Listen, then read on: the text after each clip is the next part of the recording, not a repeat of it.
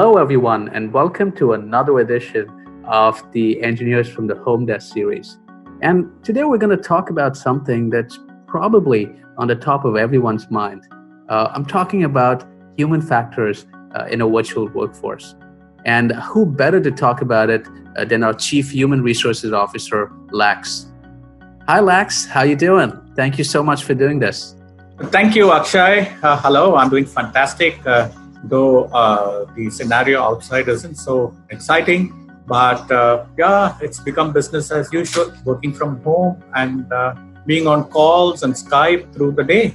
Great. So, Lax, in these times when there's so much of fear and uncertainty amongst people, what are some of the things that an organization can do to create transparency and also give people the assurance that we've got their backs and that we'll get through these difficult times together? There is no secret sauce or secret mantra to deal with it, right? We're all grappling, we're dealing with it as it happens.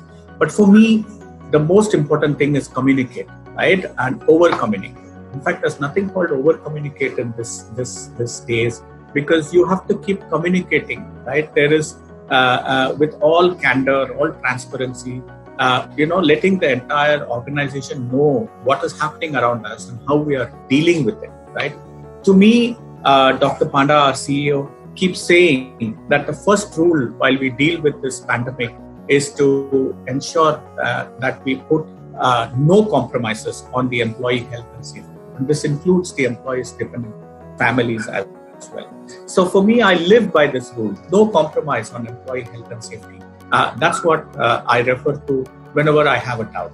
So Lax, given that LTTS is an engineering company that has, typically required people to come into work, one of the biggest shifts for you would have probably been setting up new guidelines, right? So could you give organizations some guidelines on how they can go about creating new systems and processes for a virtualized workforce?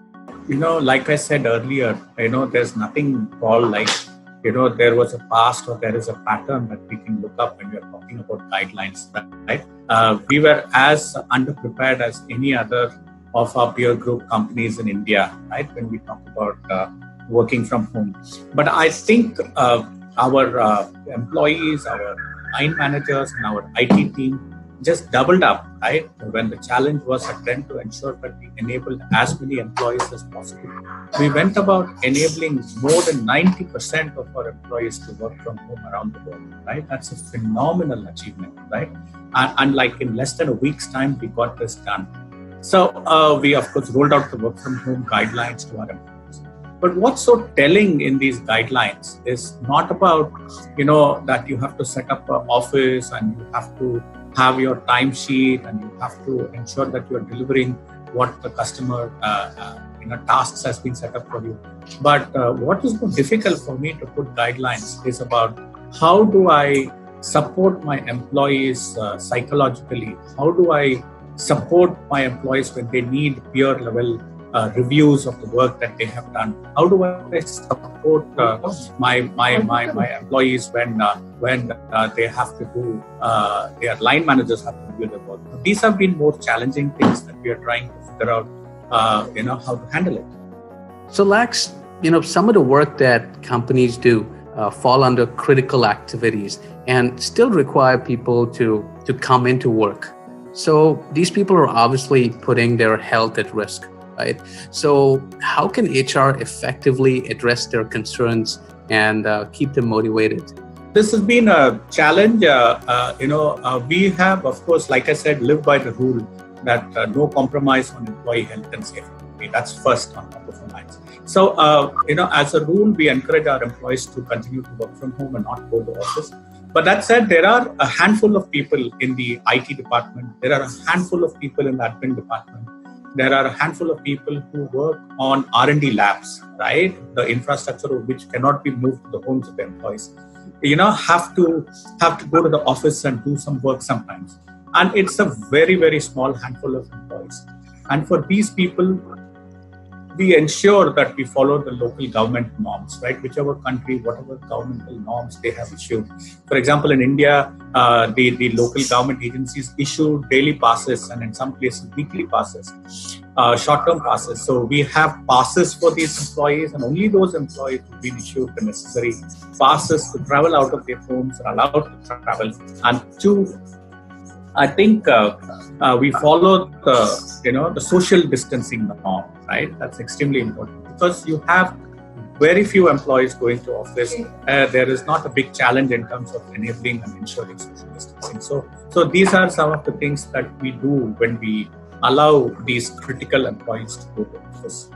Of course, we provide them transportation and we ensure that they wear masks and they have adequate amount of sanitizers to take other. So, Lax, very often we hear people say that, their morale is low or they feel a sense of disconnect because they haven't seen their colleagues for so long. So what are some of the things that an organization can do to enhance interaction and that feeling of oneness amongst the different teams? I mean, it was a fashion to say that I want to work from home, right? Especially in India. And it was seen as an extremely big privilege, right? But over the last couple of weeks, I've heard several leaders and even young people come up and say, after this lockdown is over, I want to work from office for a month, right? The situation has dramatically changed where people say, you know what, I want to work from office, right? That said, I think, apart from providing for IT infrastructure and admin infrastructure for people to have a proper workplace, I'm also trying to talk to sociologists and trying to talk to psychologists to see how we can support the psychological and mental well-being of our employees. A lot of our employees show, signs of, restlessness, show signs of, emotions, a lot of emotions, right? In terms of, when will this be over, right? I feel like I'm in a jail. Can I get out of this place? Right. So, have I figured the answer out? I haven't.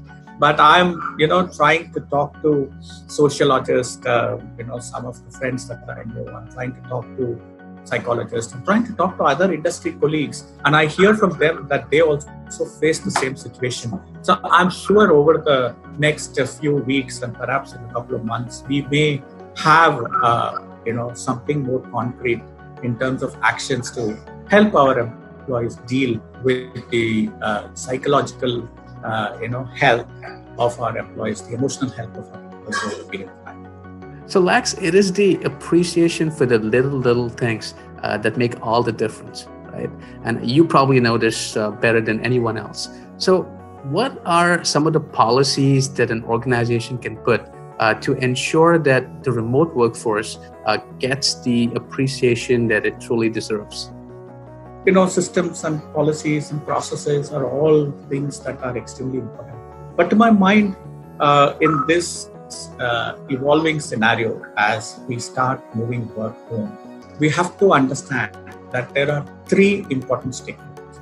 The first is the customer, right? And we have to deliver, what the customer is paying us for. And there is no two ways about it. And when employees understand that, that's the most important thing. Number two, we have to understand that we have to enable employees to work and ensure that they have a proper working environment at home. Not just physical environment, but also psychological environment at home. And that is critical. But more than anything else, at an organization level, right, we have to first enable the customer, we have to enable our employees. Those are two important things. But at a company level, we have to build a culture, right? A culture that understands the customer requirement, a culture that understands the employee requirement, and an organization that is able to place and build a culture that is very enabling in the given change scenario is extremely important. And that's the important role that most HR people are thinking about, grappling about. Again, like I said, these are early days, and very soon the world will live in this new normal. And very soon the world and HR people and organizations and leaders will learn to build a culture that will enable our employees and our customers. Thanks, Lax. That was absolutely fascinating. Thank you so much for taking the time off to do this. Thank you, Akshay. all these questions made me think. This is think on the feet, and it's fantastic. And over a period of time, I'm going to be meeting so many other industry colleagues, and this helps me to put things in context. Thank you very much. So that was Lax, our Chief Human Resources Officer. We hope you enjoyed this edition of the Engineers from the Home Desk series. So until next time, stay safe and talk to you soon. Thank you.